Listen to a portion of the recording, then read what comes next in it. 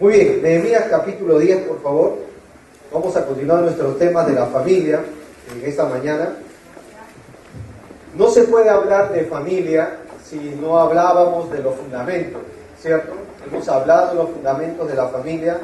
No podíamos hablar de la familia si no se hablan de roles, de desempeños dentro del hogar, de un orden, como la semana pasada nuestro hermano Jorge nos enseñó. No podemos hablar de familias si no hablamos de las condiciones bíblicas en su palabra, porque si Jehová no edifica la casa, en vano trabajan los que la edifican. ¿Sí? Si una persona quiere establecer un matrimonio, debe hacerlo bajo los cimientos y los fundamentos de la palabra de Dios. Y no se puede establecer una familia a menos que Dios la dirija, Dios la guíe. Si Jehová no vela por la ciudad, dice la palabra de Dios, en vano vela la guardia. Y en esta mañana voy a comenzar haciéndoles una observación. No podemos tener una familia, no podemos comenzar un matrimonio, y creo que absolutamente nada en la vida que sea serio y que tenga una connotación seria si no tenemos compromiso, ¿verdad? Si hay algo que está escaseando hoy en los matrimonios seculares, los matrimonios, ustedes lo van a ver de las películas que se promocionan, los matrimonios de las incluso grandes ceremonias lujosas como las ceremonias de Hollywood, es que es una ausente y notoria carencia de compromiso. Esos son solo ceremonias, no son matrimonios, son lujosas ceremonias, pero que no aseguran un matrimonio, ¿verdad? Sin embargo, la palabra de Dios nos enseña que cuando uno habla de familia, necesitamos hablar de compromiso. No se puede ejercer bien los roles y no se puede pretender que Dios sobre el hogar si yo como padre no doy un paso de compromiso. Y en esta mañana me gustaría hablarte justamente del compromiso. Hay algo que nos es muy familiar a nosotros los peruanos. Incluso hay algunas frases célebres que como nación tenemos. El 7 de junio. ¿Qué se celebra el 7 de junio? A ver, el Día de la Bandera. Pero también se conmemora la gesta heroica de la famosa batalla de Arica, ¿verdad? Donde se hizo un gran juramento de fidelidad a nuestra bandera y a nuestra nación, donde el coronel Francisco Bolognesi dijo una gran, creo que es una de las famosas más frases célebres que conocemos, las más populares de nuestro Perú. Y él dijo lo siguiente en un compromiso y fidelidad a la nación y a la bandera: tengo deberes sagrados que cumplir. ¿Se acuerdan, no? Y los cumpliré. ¿Hasta dónde? Hasta quemar el último cartucho. Y él lo hizo por una tierra, por una nación, ¿cierto? Por un Estado. ¿Cuánto más nosotros cuando consideramos la primera institución que Dios creó, que es la familia? Y tal vez podríamos decir algo muy similar. Tenemos deberes sagrados que cumplir, y los voy a cumplir hasta que Dios me dé el último aliento de vida. Nehemías capítulo 10, en realidad comienza con Nehemías 9:38, porque aquí está todo el panorama de esta enseñanza. Miren conmigo Nehemías 9:38. Voy a dar lectura a la palabra de Dios. Dice: a causa pues de todo esto, pues, es decir, todo lo que habla anteriormente, nosotros hacemos, ¿qué hicieron el pueblo, hermanos? Fiel promesa. Y la escribimos, firmada, era como un acta, por nuestros príncipes, por nuestros levitas y por nuestros, ¿qué? Sacerdotes. Si tú lees Nehemías del 10, del 1 hasta el versículo 8, vas a ver que ahí entra a tallar la firma y el compromiso, en este caso del líder Nehemías y otros gobernadores. Si ustedes ven el versículo 9 al 14 o al 13, van a ver los levitas que firmaron. Si ustedes ven el versículo 14 de Nehemías capítulo 10, miren cómo empieza. Dice: y los cabezas de quién, hermanos? Del pueblo. ¿Saben quiénes son estos? Los padres. ¿Saben quiénes son estos? Los varones, como dicen entre los hombres, los gallos, pues, ¿no? ¿Ya? A eso se refiere, y ahí va a mencionar nombre tras nombre. Y el versículo 28 amplía mucho más quiénes específicamente son. Dice: y el resto ¿de quién? Del pueblo. Observa con detenimiento: los sacerdotes, levitas, porteros, cantores, los sirvientes del templo y todos los que se habían apartado de los pueblos de las tierras a la ley de Dios, ¿con quiénes lo hicieron esta firma, hermanos? Con sus mujeres, sus hijos, hijas, todo el que tenía que comprensión y discernimiento. Podríamos acá incluir niños de 3, 4 años que ya podían entender. El versículo 29 dice, se reunieron con sus hermanos, o sea, sus familiares, sus principales, para protestar y jurar que andarían de acuerdo a qué, hermanos, en la ley de Dios que fue dada por medio de Moisés, siervo de Dios, y que guardarían y cumplirían todos los mandamientos, decretos, estatutos de Jehová nuestro Señor, y que marquen esto, padres, no daríamos nuestras hijas a los pueblos de la tierra, ni tomaríamos sus hijos de sus hijas para nuestros hijos. Asimismo, que si los pueblos de la tierra trajesen a vender mercaderías, dice acá, comestibles, en el día de reposo, que era un día sagrado para el judío, nada tomaríamos de ellos en ese día, ni de otro día santificado, y que el año séptimo, dice el texto, dejaríamos descansar la tierra y remitiríamos toda deuda. Salten conmigo al versículo 39. Quiero que vean cómo concluye este compromiso nacional que hicieron. Porque a las cámaras del tesoro han de llevar los hijos de Israel y los de Leví, la ofrenda del grano, del vino, del aceite. Y allí estarán los utensilios del santuario, los sacerdotes que ministran, los porteros y cantores. Ahora, a ver, léanlo con voz fuerte. Y no abandonaremos la casa de nuestro Dios. A ver, díganlo con voz fuerte, unísono y con convicción. Y no abandonaremos la casa de nuestro Dios. Oremos, hermanos. Padre, te damos gracias por esta fiel carta que escribieron con un compromiso de corazón. Señor, ayúdanos en esta mañana a renovar nuestro compromiso, comenzando como padres, para afectar a nuestros hijos, para afectar a nuestra descendencia, a las generaciones que vendrán. Hoy vemos matrimonios disolutos por una notable carencia de compromiso. Hoy la convivencia es normal. Señor, este no fue tu plan inicial. Tu plan es que un hombre y una mujer se unieran para toda la vida en ti, y que el hombre se uniría a su mujer y serían una sola carne. Y tú has bendecido los compromisos que vienen de esta manera. Oramos, Señor, por nuestra descendencia, que en esta mañana usted nos dé oídos para oír, danos docilidad de corazón para aceptar y comprender tus verdades, que podamos irnos renovados y desafiados a nuestras casas. Te lo pedimos en el alto y sublime nombre de Cristo Jesús. Amén.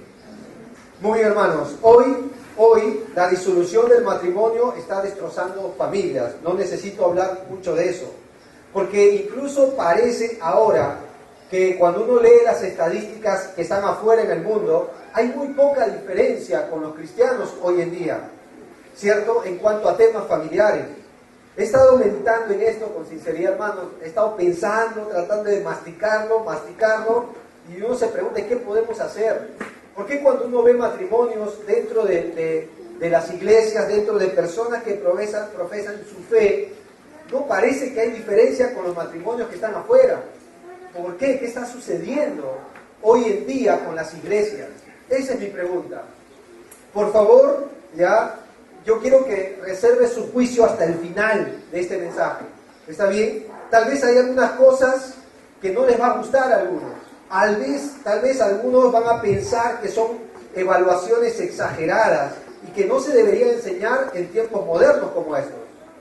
Incluso algunos se van a sentir identificados en esta mañana al observar algunos principios que Nehemías trazó en esta carta, en esta firma que hizo a manera de compromiso con el pueblo. Algunos pensarán, o tal vez algunos están atravesando en el borde mismo una falta de compromiso. Algunos han entrado y están en la etapa final de lo que sería disolver su hogar. Tal vez algunos están pasando tiempos duros, críticos con sus hijos, que están considerando principios fuera de lo que Dios ha establecido. Y nuestra iglesia, por donde quiera que la veamos, hermano, y aclaremos esto, nuestra iglesia, por grande que sea, por numerosa que sea, no puede ser más grande que las familias que lo componen. ¿Entienden eso? porque la iglesia es el resultado de lo que nosotros somos como familia. La iglesia será el resultado de lo que nosotros enseñamos como hogar. Y nuestra conducta debe ser ligada a los principios de Dios. Nuestros hijos no tendrán ninguna posibilidad el día de mañana si nosotros como padres no establecemos concretamente a quién vamos a servir, qué es lo que vamos a enseñar, cómo vamos a guiar nuestro hogar. Nosotros los padres debemos dar ese paso. Somos responsables. Y hagámonos una pregunta en esta mañana. ¿Por qué está sucediendo hoy la disolución del matrimonio en el mundo cristiano? ¿Por qué es tan común ver matrimonios que comienzan y no duran meses? Ni siquiera meses, hermanos. ¿Por qué cuando comenzó la pandemia, la convivencia se hizo una tortura? El resultado de esto, divorcios aumentaron en el mundo entero. ¿Qué está pasando? Bueno, todo tiene que ver con este libro, a mi manera de ver, y las respuestas están acá. Te cuento algo, Nehemías y el pueblo habían sido llevados cautivos 70 años a un lugar, a una tierra ajena llamada Babilonia, Ur de los Caldeos. Habían sido llevados 70 años, resultado de la desobediencia de los padres. Los habían llevado literalmente desnudos. La palabra cautivo habla de una persona que es llevada, esclavizada, desnuda. Ellos habían levantado el puño contra Dios, habían rechazado a Dios como nación, habían menospreciado sus preceptos, se habían burlado de sus mensajeros que Dios continuamente les enviaba. Y llegó un momento donde dice la Biblia en Crónicas, hasta que subió la ira de Dios, ya no hubo remedio, y Dios los hizo llevar a todos a Babilonia, excepto Jeremías y algunos más que quedaron como fieles en Jerusalén. Cuando ellos regresan y encuentran toda una devastación, un asolamiento en la tierra de Jerusalén, Judá. Los muros estaban literalmente quemados, las puertas incendiadas. Las familias estaban refugiadas en guaridas, se estaban viendo como chacales, como lobos del campo. No tenían seguridad. Y es ahí donde Dios envía a Nehemías para reconstruir lo que sería la seguridad de la ciudad, los muros. Y a través de Esdras levantaron el templo de Jehová. Y es ahí donde ellos se dan cuenta que ya estaban restaurados físicamente. Pero ahora daba el paso inicial este pueblo de ser restaurados espiritualmente. ¿Entendemos? Y esa es la meta de esta carta. Ser restaurados, advertidos, para asegurar que no vuelva a pasar lo que pasó anteriormente. ¿Entendemos? O sea que ellos aprendieron de sus errores pasados. No los dilataron, no los razonaron, no dijeron, bueno, ya en algún momento se arreglará solo. No fue así. Ellos resolvieron firmar un acta. Y el versículo 38 que acabamos de leer de Nehemías 9, hicieron una fiel promesa, dice el texto acá. Y encima la escribieron. Y el versículo 28 te dice, del capítulo 10, ¿quiénes lo hicieron? El resto del pueblo, los sacerdotes, levitas, porteros, cantores, los sirvientes. O sea, está hablando de que para este compromiso no hay un cargo especial. O sea, por hoy decirlo, los pastores, los ancianos, los sirvientes, los diáconos, toda la iglesia, para que entendamos, si lo trasladamos en nuestros términos, todo y cada una de las personas de esta iglesia firmaron e hicieron un compromiso. Dice, pero todos los que se habían apartado de los pueblos de la tierra a la ley de Dios. Y firmaron los padres con sus mujeres. ¿Entendemos eso? Y acá vemos a la familia con sus hijos, con sus hijas, y todo el que tenía comprensión y discernimiento. Y Nehemías nos va a enseñar en este capítulo 3 pasos claves. 3 pasos para un compromiso serio. Y me gustaría, ya jóvenes solteros, consideren esto antes de comenzar un matrimonio. Los que estamos casados, considerar los que ya tenemos hijos y un día entrarán en edad de poder considerar un nuevo matrimonio, de establecer una relación matrimonial. Estos son los principios que Nehemías enseñó. Principio número 1, separarse del mundo. Miren conmigo el versículo 28, la segunda parte. Y todos los que se habían, ¿qué se habían, hermanos? Apartado, ¿de quiénes? De los pueblos de la tierra, a la ley de Dios. ¿Con quiénes se apartaron?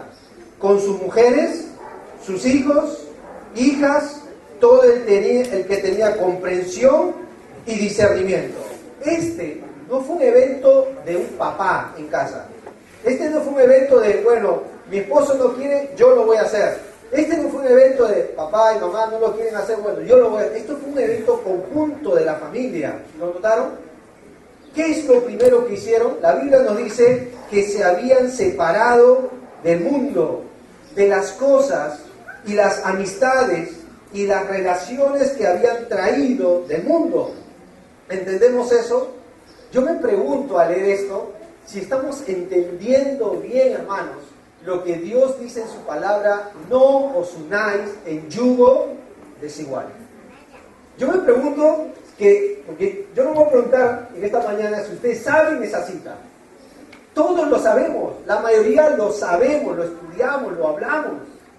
Conocemos las consecuencias de que un cristiano, alguien que profesa su fe en Dios, considere a alguien que no, o que tiene otra religión, o que tiene otra creencia. Yo me pregunto si eso está bien plasmado en nuestros corazones. Eso es otra cosa, porque por años la iglesia ha batallado con este problema. ¿Entendemos? La estrategia, yo le preguntaba a mi esposa, ¿cuál es la estrategia más usada por el diablo para disolver familias en la iglesia? Si tú ves desde el principio, desde el libro, incluso de la Torá, Génesis, Éxodo, Levítico, Números, ustedes van a ver que una de las grandes estrategias del diablo fue que alguien del pueblo de Dios considere a alguien que no es del pueblo de Dios. Hay grandes ejemplos de esto. El versículo lo aclara más específicamente en el 30. Miren, lean conmigo el 30 lo que los padres prometieron. Que no daríamos. A ver, lean los padres. Que no daríamos. ¿A quién? A ver, levante la mano quienes tienen hijas acá.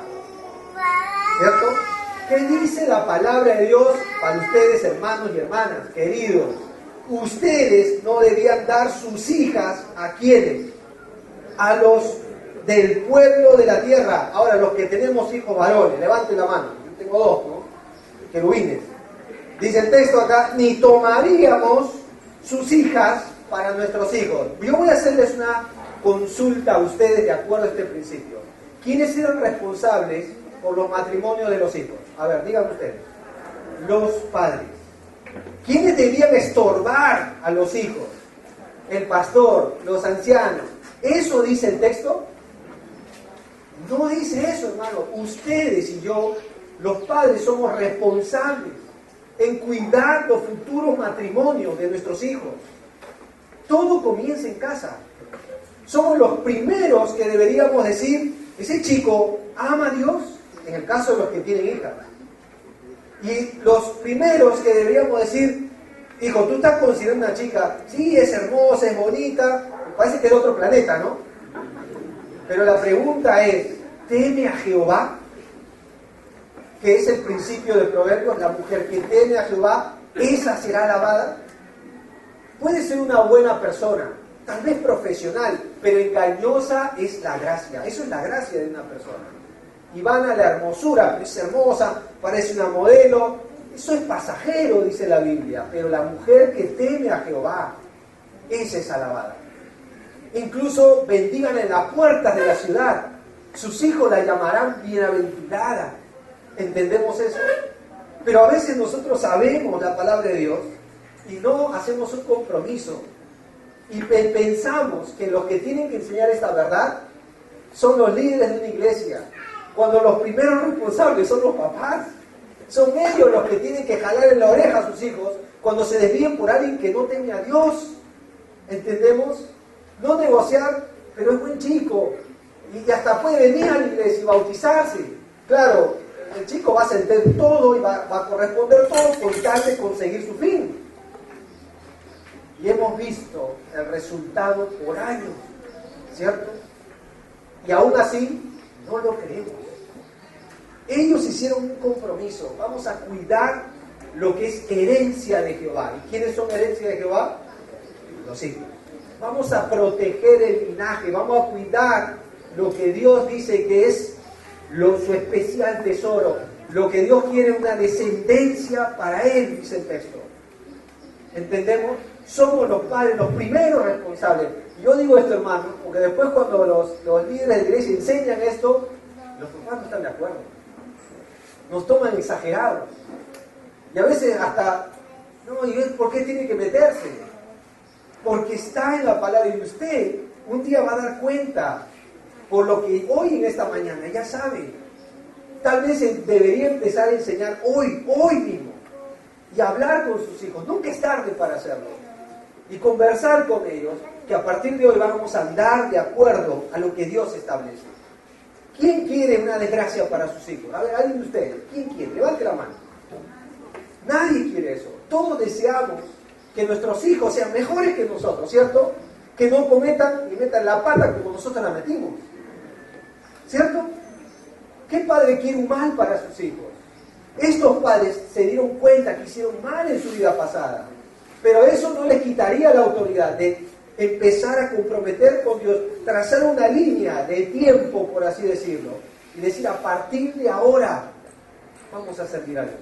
A partir de ahora, hijo, yo me equivoqué en mi vida pasada, tal vez porque no conocí a Dios, tal vez porque fui rebelde con tu mamá, pero a partir de ahora vamos a tomar la determinación de hacer como Dios ha establecido en su palabra. ¿Y por qué, papá? ¿Por qué, mamá? Porque queremos que Jehová bendiga tu futuro matrimonio y que realce tu familia, que te bendiga, que te guarde, que te fructifique, como hemos visto los estudios anteriores.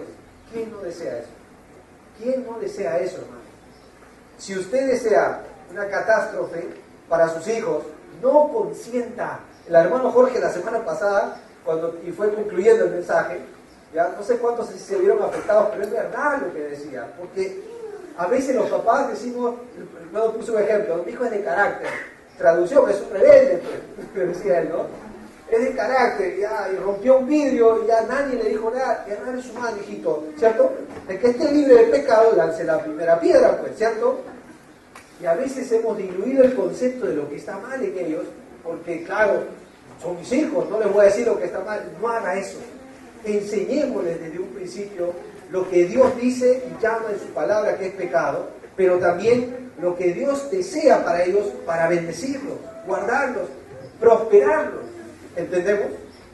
Eso es lo que ellos hicieron como padres. La palabra dar que aparece en el versículo 30 dice, y que no daríamos, es una palabra muy interesante, es la palabra Natán, es el nombre literal de nuestro segundo hijo, ¿no? Natán, que significa entregar. La palabra es ceder. Es decir, que los padres entregaban a sus hijos, antes de este evento, a los pueblos de la tierra. Los padres cedieron los principios. Fueron los primeros responsables en que cultivaron, pero también empezaron a cosechar familias disolutas. Miren, hermanos, con sinceridad les puedo decir algo. Es difícil ver dos personas con dos puntos de vista sólidos, religiosos, llevarse bien. Es difícil ver. Porque cuando pase el tiempo, cuando azote la enfermedad, la escasez, la tristeza, cada uno volverá a sus propios principios de fe y creencia. Cada uno. Cuando empiecen los problemas, empezarán los desacuerdos. ¿Cómo vamos a criar a mi hijo? No, yo lo voy a llevar a la iglesia. A mí me criaron en esta base de la palabra de Dios. Y de pronto el cónyuge dice, no, yo no creo eso. Lo voy a llevar a mi iglesia.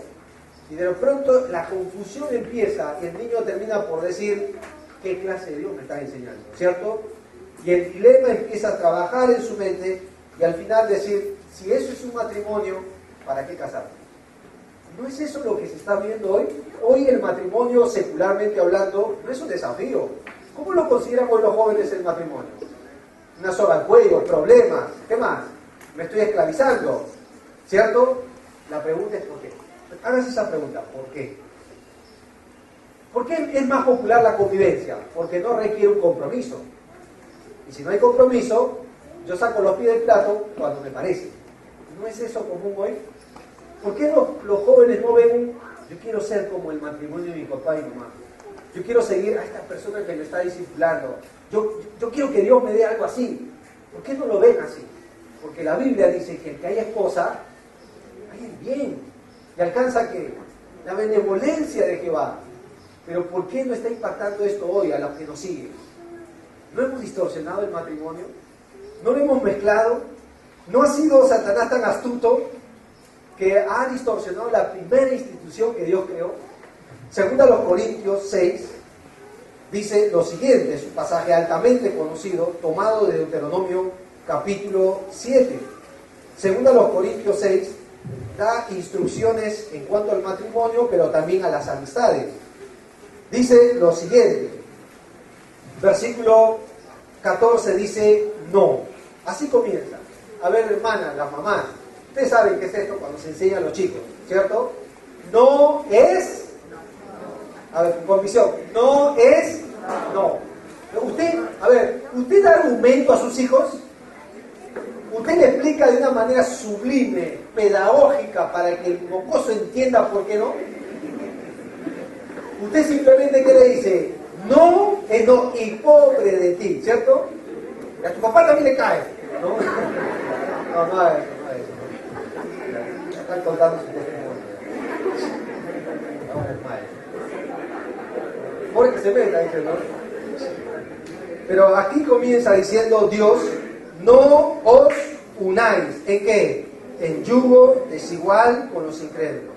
Porque, miren las preguntas que hace. ¿Qué? Marquen esta palabra. Compañerismo tiene la justicia con la injusticia. La palabra yugo se remonta a la agricultura. En aquellos días, los judíos, en aquellos tiempos, no tenían el tractor para labrar la tierra.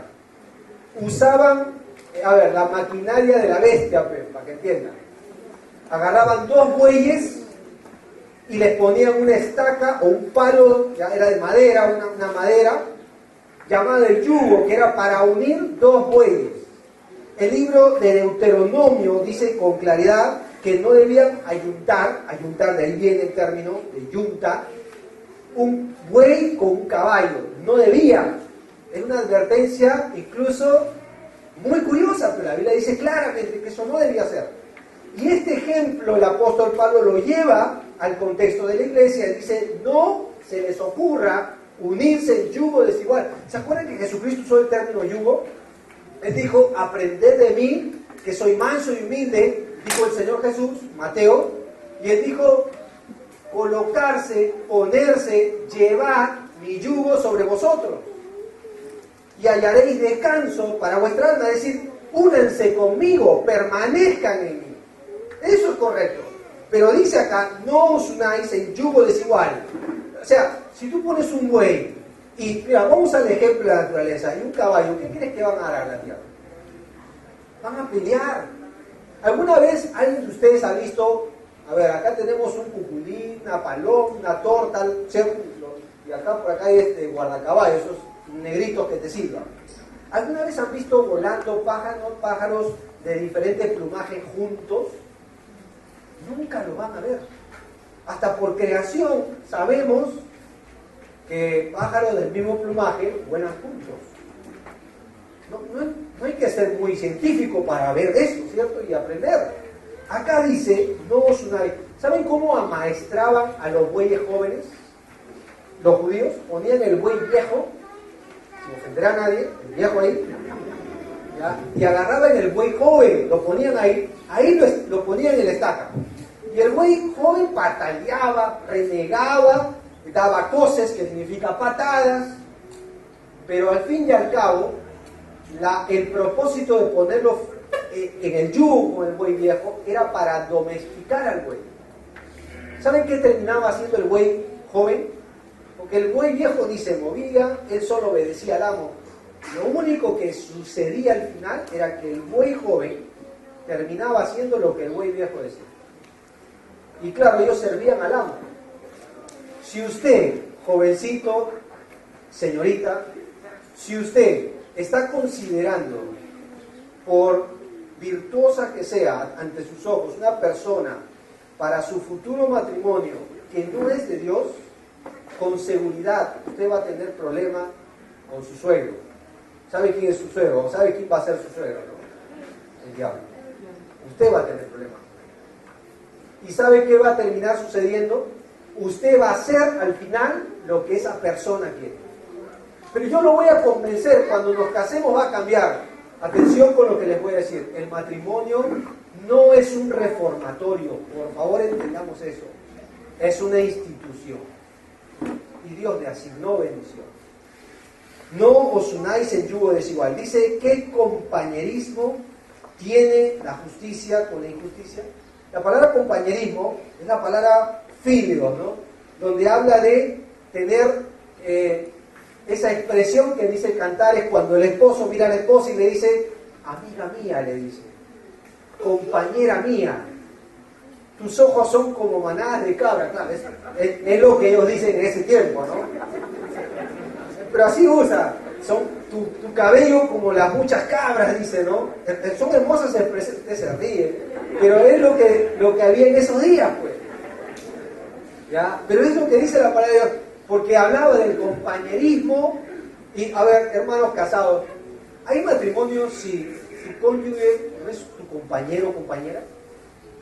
No sería un matrimonio, serían enemigos, porque si no son amigos, ¿qué cosas son? Todo lo contrario. ¿Cierto?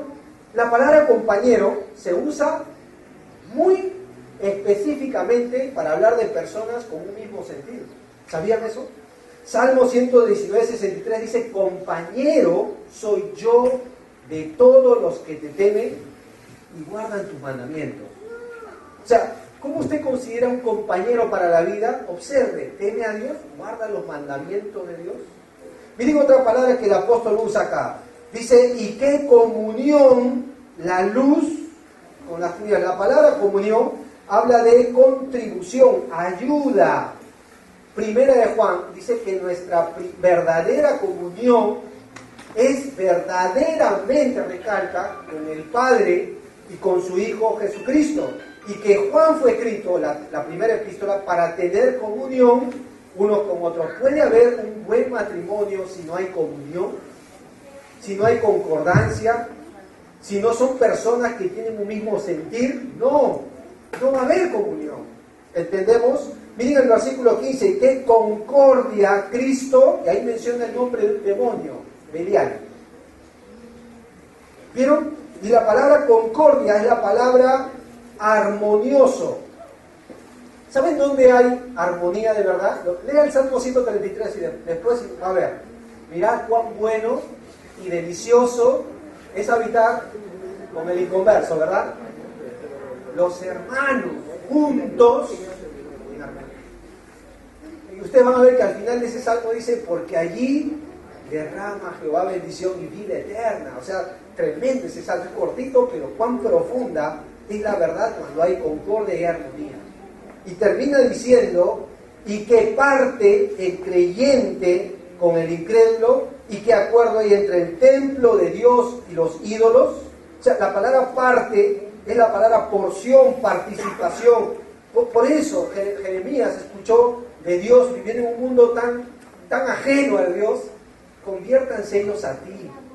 Tú no te conviertas a ellos. Ahí está la clave. Y no hay compañerismo, no hay concordia, no hay acuerdo. Pero la pregunta es, ¿lo entendemos, lo aceptamos, hermanos? Porque si esto no está pasando, usted tiene el deber de hablar con sus hijos y decir, vas a tener que tomar una separación. Con amigos que no temen a Dios. Vas a tener que cortar con una relación de alguien que ni siquiera considera a Dios en sus caminos. Usted hágalo. Usted dice, pero se puede enojar. Valdrá la pena, hermano. Honre a Dios por sobre sus hijos. Honre a Dios por sobre ellos. ¿Entendemos? Tal vez como hijos, te lo puedo decir, somos tercos muchas veces. No aceptamos, tenemos nuestra propia opinión. No queremos el consejo de los padres, ¿verdad, señoritos? Porque somos más modernos que nuestros viejos, decimos. ¿Cierto? Eso decimos. Cuando pase el tiempo y usted sea esposo y padre, se dará cuenta del error que está cometiendo. Se lo digo por experiencia. Y creo que muchos de nosotros podríamos decir eso, y más basado en la experiencia de la palabra de Dios. Déjame darte 3 ejemplos. 3 ejemplos que están en la Biblia de yugo desigual. todos acabaron mal, todos. Israel pasaba por Moab, un pueblo de la tierra de Canaán. Y los moabitas estaban asustados de que Israel los conquiste. ¿Saben lo que hicieron los moabitas? Contrataron un profeta, le pagaron dinero para maldecir a Israel. Y Dios no dejó maldecir a la nación. ¿Saben qué estrategia usaron? ¿Tienen alguna idea? No fueron las guerras, no fueron armas, fue el yugo desigual. Y el consejo de Balaam, dice Números 31, y Dios dice por su consejo, trajeron bellas mujeres moabitas al campamento de Israel.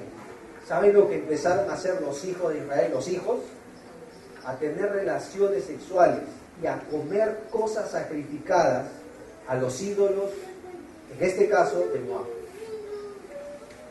¿Saben cuántos murieron ahí? 24,000, nada más. Nada más. Un ejemplo de yugo desigual. Salomón, un hombre con una sabiduría y un esplendor tremendo. Hombres querían ver y mujeres su reino, si era verdad o no. Un hombre que caminó con Dios con un despertamiento espiritual y paz en su nación como ni un rey. Pero cuando era viejo, Primera de Reyes dice, sus mujeres de yugo desigual inclinaron su corazón a sus dioses. Y vino el enojo de Dios sobre él. Yugo desigual. Podemos ver y seguir contando, hermanos, ejemplos de personas que cometieron atrocidades. Pero el mejor ejemplo que yo te puedo dar está en Jueces capítulo 2. Miren, Jueces 2. Observen este ejemplo. Porque acá ya no es solo un rey, acá no es solo una nación, acá son familias. Son familias. Jueces 2, el versículo 2, el ángel de Dios habla con acá los moradores de Israel. Y Jueces 2 dice, con tal que vosotros no hagáis pacto con los moradores de la tierra, cuyos altares habéis de derribar, mas vosotros, lo voy a traducir, mas ustedes no habéis atendido a mi voz. ¿Por qué habéis hecho esto? ¿Por qué quebraron el principio del yugo?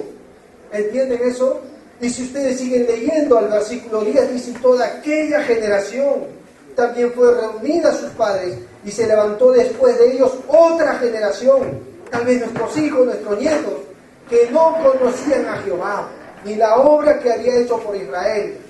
Y si ustedes siguen leyendo el 12, dice, dejaron a Jehová el Dios de sus padres.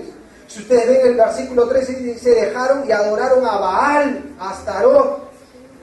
Si ustedes ven el versículo 15, la consecuencia por donde quiera que salían, la mano de Jehová estaba contra ellos para, dice el texto, para mal, como Jehová había dicho, les había advertido.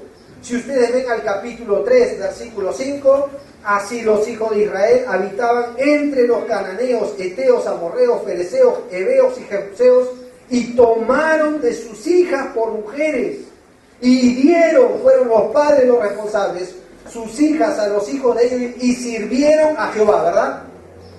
A sus dioses. ¿Vieron? O sea, ¿qué impacto este testimonio? Porque le sucedieron a familias, hermanos. Hay un texto en Nehemías que dice, pelead por vuestras mujeres, pelead por vuestros hijos.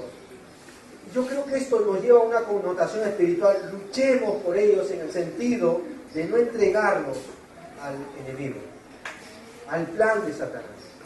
Familias comprometidas. Volvamos a Nehemías capítulo 10, por favor. No se una en yugo desigual. Segundo punto de este compromiso. Miren conmigo Nehemías capítulo 10, el versículo 28 en su totalidad.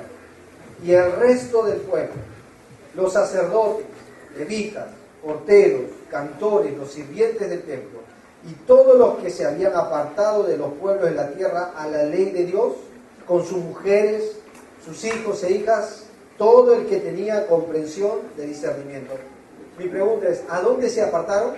¿Qué dice el texto ahí? ¿A la ley de quién? De Dios. Si tú saltas conmigo al versículo, miren conmigo, 30, que no daríamos nuestras hijas a los hijos de la tierra, ni tomaríamos sus hijos, y asimismo, dice el texto, asimismo, que si los pueblos de la tierra trajesen, vendieran, y tú vas a ver versículo tras versículo que son detalles. ¿En qué punto nace todo esto? Miren el versículo 29. Se reunieron con sus hermanos, sus principales, para protestar y jurar que andarían, ¿a dónde, hermano? En la ley de Dios, que fue dada por medio de Moisés, que guardarían y cumplirían todos los mandamientos, decretos, estatutos de Jehová, nuestro Señor. Pregunta, ¿cuál es la primera institución educativa? Aquí no están congregados un domingo, un culto dominical. ¿Dónde comenzaron o dónde comenzarían este compromiso? En el hogar. ¿Dónde comienza la enseñanza bíblica? En el hogar. Eso es lo que vimos la semana pasada. Estas palabras estarán ¿dónde? En tu corazón. ¿Corazón de quién? De los padres. Y las repetirás a tus hijos. ¿Cómo? Andando en el camino, al acostarte, al levantarte, en todo tiempo. Hay una síntesis de la ley de Dios en la familia. Hay una síntesis miren conmigo, Deuteronomio, miren. Observen conmigo, que la Biblia nos enseña continuamente esto de repetir a nuestros hijos la enseñanza. Miren Deuteronomio 11. Es lo que aprendimos la semana pasada al concluir el mensaje. Miren. Simplemente es repetir lo mismo. Y uno se pregunta, pobre chico, ya debe estar cansado de escuchar todos los días de Dios. Pero Deuteronomio 11, miren el 18. Por tanto, pondréis ¿qué? Estas mis palabras. ¿En dónde? En vuestro corazón. ¿En dónde más? En vuestra alma. Las ataréis como señal, ¿en dónde? En vuestra mano. Y serán por frontales entre vuestros ojos. Es casi lo mismo de Deuteronomio 6. Pero miren el 19. Y las enseñaréis. Padres, escuchen esto a quién? A vuestros hijos. Hablando de ellas. ¿Cuándo? Cuando te sientes. En tu casa. Cuando andes por el camino. Cuando te acuestes. Y cuando te levantes. Qué significativo e impactante ver familias que al levantarse, ¿qué hacen? ¿Qué es lo primero que hacen? Claro, se lavan la cara y todo eso, ¿no? Pero ¿qué es lo que hacen? Tienen un tiempo devocional juntos. Y antes de dormir, ¿qué hacen? Oran, ¿entienden? Agradecen, buscan la ley de Dios. ¿Quién mandó esto, hermano? ¿Yo inventé esto? Yo no lo he inventado. ¿Moisés lo inventó? No, fueron las palabras de Dios. ¿Se acuerdan lo que dice Deuteronomio 5? El versículo 29, ¿quién diera que tuviesen tal corazón, que me temiesen todos los días, que guardasen mis mandamientos, para que a ellos y a sus hijos les vaya bien, dice Dios? Y después nos quejamos, ¿por qué nos va mal? Porque Dios dice, yo quiero que les vaya bien, pero tengan esa clase de corazón, que me teman, que amen, que guarden mi palabra. Y Dios dice, para que a ustedes y a sus hijos les vaya bien. O sea, el deseo de Dios es bendecir a nuestras generaciones que vienen. Pero la pregunta es, ¿qué queremos nosotros? Cuando David se despide de rey y pasa el reino a Salomón, ¿saben lo que hace delante de todo Israel? Los reúne a todos y le dice a su hijo, ahora pues hijo, teme a Jehová y guarda sus mandamientos. Cuando usted ve el libro de Génesis 18, ¿sabe lo que Dios dijo de Abraham?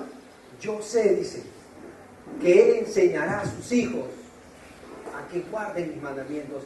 Yo sé que él lo va a hacer, dice. O sea, qué tremendo que Dios diga de nosotros los padres. Yo sé que el hermano Brian va a enseñar a sus hijos que guarden y me sigan. Yo sé que lo va a hacer. O sea, la pregunta es, ¿encuentra Dios ese corazón en nosotros? Cuando usted ve a Josué despedirse de la nación, su último gran sermón del capitán, ¿cuál fue? Ustedes si quieren hagan lo que quieren, pero yo en mi casa, ¿se acuerdan? Vamos a servir a Dios. Ya su determinación estaba antes de la determinación del pueblo. Enseñar la palabra de Dios, instruirla a nuestros niños, a los que vendrán después de nosotros. Voy a hacerle una pregunta a usted. Quiero que piense con mucho cuidado lo que le voy a decir. Usted está agradecido a Dios por esta iglesia, ¿verdad? Gracias a Dios que hay un ambiente, hay una escuela, todo lo que está acá, evidentemente es la buena mano de Dios. No hay otra respuesta. ¿Cierto? Pero yo voy a hacer una pregunta y piense bien. ¿Cómo imagina usted este lugar de acá a 10 años? Piense un momento, no responda. ¿Qué quiere usted para sus hijos? ¿Qué desea usted de un futuro pastor? ¿Qué desea usted de un futuro líder de niños, de jóvenes, de damas, de los ministerios? ¿Qué desea usted? Yo voy a hacer esa pregunta, porque congregaciones comenzaron bien, ministerios comenzaron bien, organizaciones comenzaron bien, universidades comenzaron bajo los cimientos de la palabra de Dios. Pero con el tiempo, el mundo se infiltró y lo que usted ve hoy dentro ya no es la palabra de Dios. Lo que usted ve dentro es un mundo libertino. Lo que usted ve dentro es un mundo de pecado.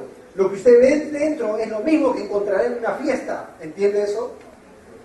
Con la famosa frase, no hay que ser exagerado, ¿y qué hay de malo? ¿Verdad? Muy común hoy en día. ¿Quién quiera que tuviese tal corazón?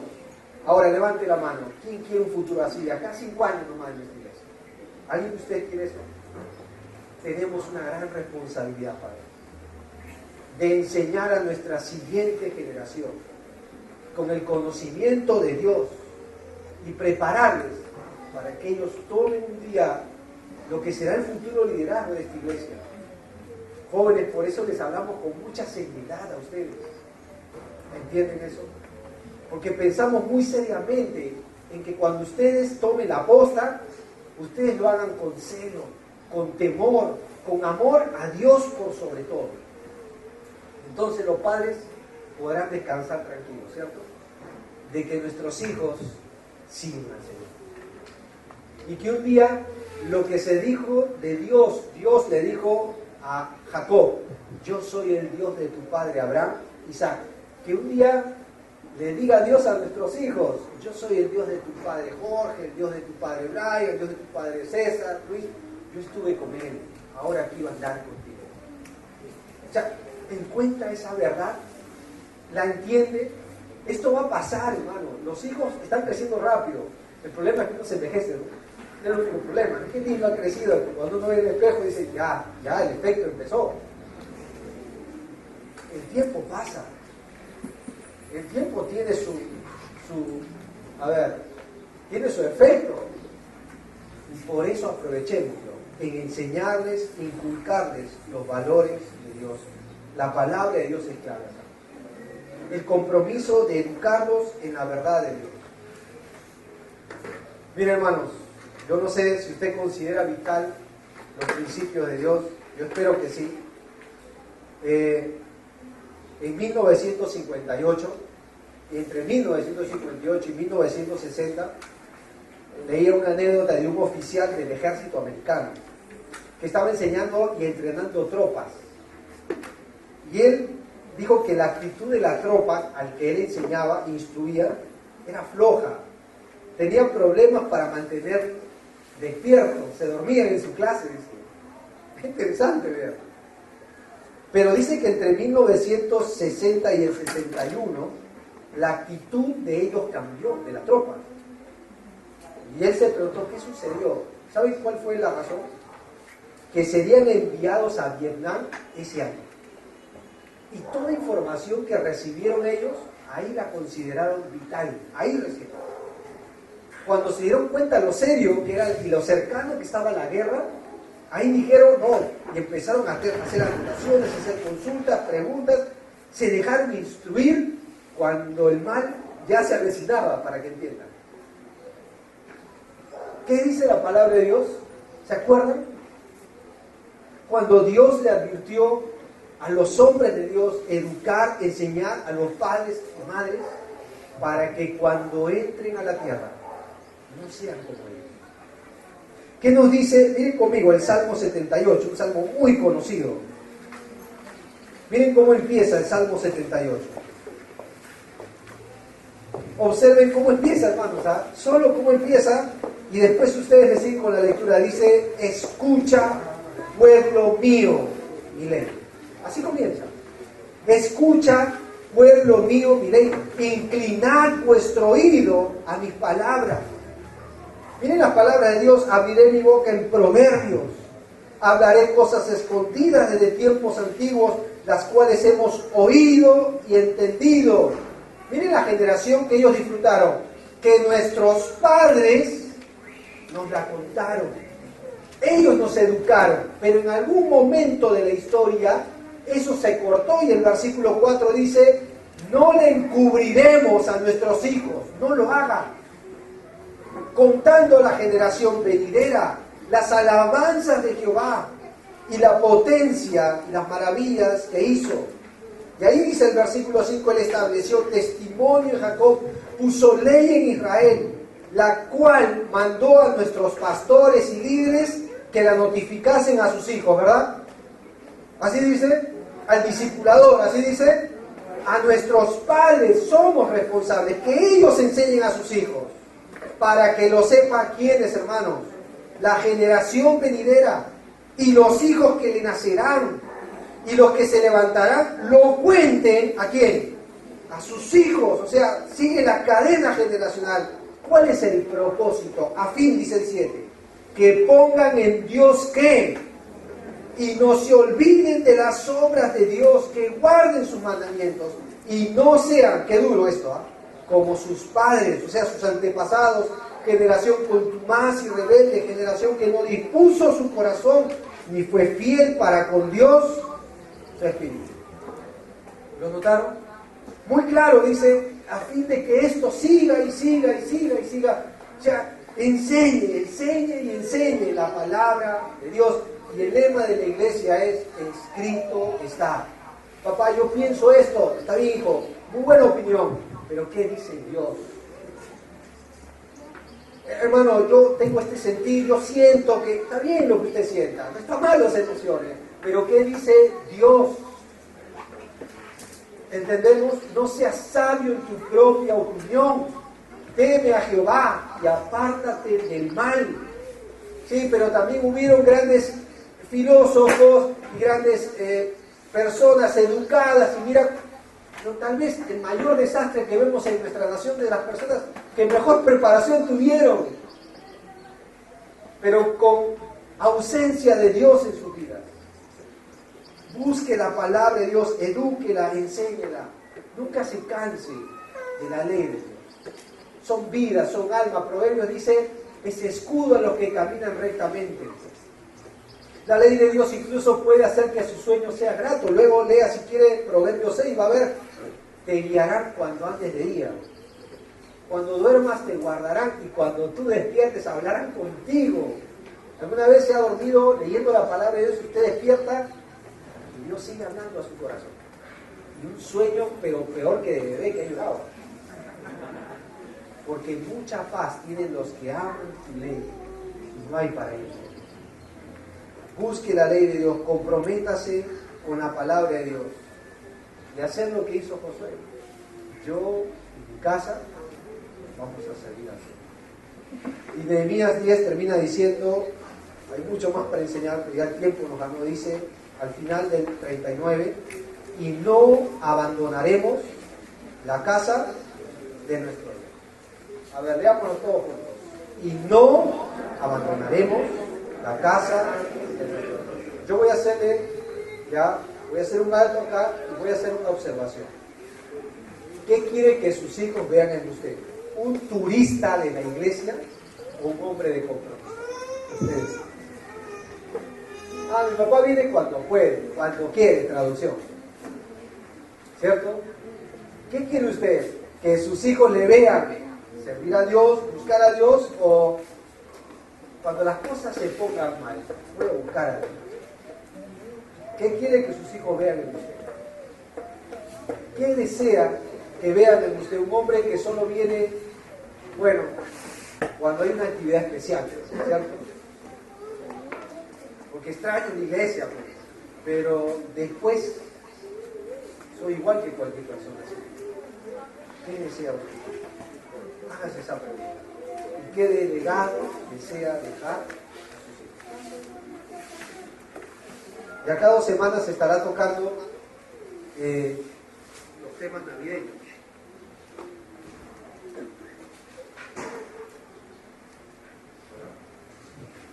Ya cada 2 semanas se estará tocando los temas navideños. Se hablará de la venida de Cristo. Piense, para ir terminando, en un momento en la familia que Jesucristo eligió venir. Piense un momento en eso. ¿Cuál era la costumbre de José y María? ¿Se acuerdan? Todos los años. ¿Dónde iban? Iban al templo. Porque dice la Biblia, era su costumbre. No es novedad que Jesús, lo primero que hizo, cuando hizo su entrada pública, ¿saben dónde fue? En un pequeño templo llamado la sinagoga. No es novedad. Un hombre como José y María, una pareja de cónyuges que temían, obedecían y fueron en contra de la cultura de aquellos días. No es novedad que Dios Padre escogiera esta familia, por humilde que sea, sencilla y pobre en esos días, para venir a hacerse hombre. No es novedad. Y a través de ellos nació el Salvador. ¿Cierto? ¿Qué tenían ellos para ofrecer? Una buena educación, también. Tal vez recursos materiales, no tenían ni dónde nacer.